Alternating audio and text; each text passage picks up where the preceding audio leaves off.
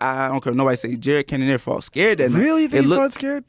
I never seen him fight. I mean, when he fought Jack Hermanson, he ran through him. But that's a different fighter. It's like when you fight Izzy, I think you're fighting a supercomputer. When that dude's standing in front of you and he's throwing all those feints and movements. We can debate all day, but my thing is my thing is if I was to fight Izzy, you got to put that pressure on him, like Kevin Gastelum did, right? And now, of course, Izzy could have gotten better from that fight, which he more likely did. Yeah. He certainly did, but still, you never seen him fight that type of fighter again. Right. You know, with Kevin Gastelum being in the southpaw, a shorter fighter, an inside fighter, as you know, putting pressure on him, he never fought that type of individual again. You know, and I feel like my striking and my stature fits like a Kevin Gastelum. You know, and I feel like my footwork is a little better than Kevin Gastelum as well. So I wouldn't just be going straight in. I would hit different angles on Izzy. That's how you beat Izzy. I feel like is taking it out of a kickboxing range. You know what I mean? Putting it in the boxing range and fighting inside. You know, and then guess what? Mixing in the takedowns, you know.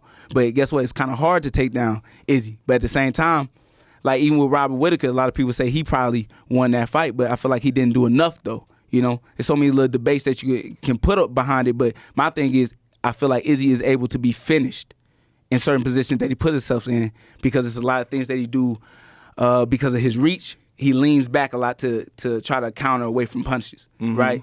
But if you can find that angle and you can see the holes open in there because his body is there, his chin is available, you know, you can find that punch. And I felt like Jared Cannonier could have exposed a lot of that if he fought the way that he fights a lot of other guys, you know. You just have to run the risk of getting knocked out in the process. There it is. Hey, you know what I'm saying? Hey, if you're scared to get knocked out, then, you know what I mean, you probably shouldn't be in this game.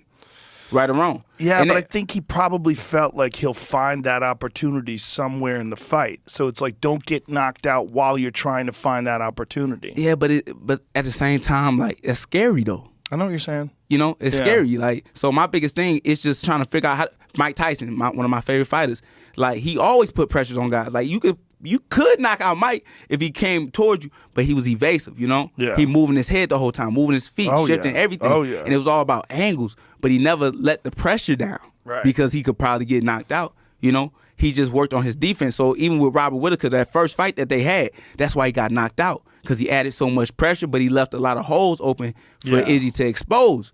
But if you could have just worked on just keeping your hands up and working inside and moving your angles and stuff, you probably could have did a little better on the second end, which he did, taking them down and but you trying to game plan on how to take the belt.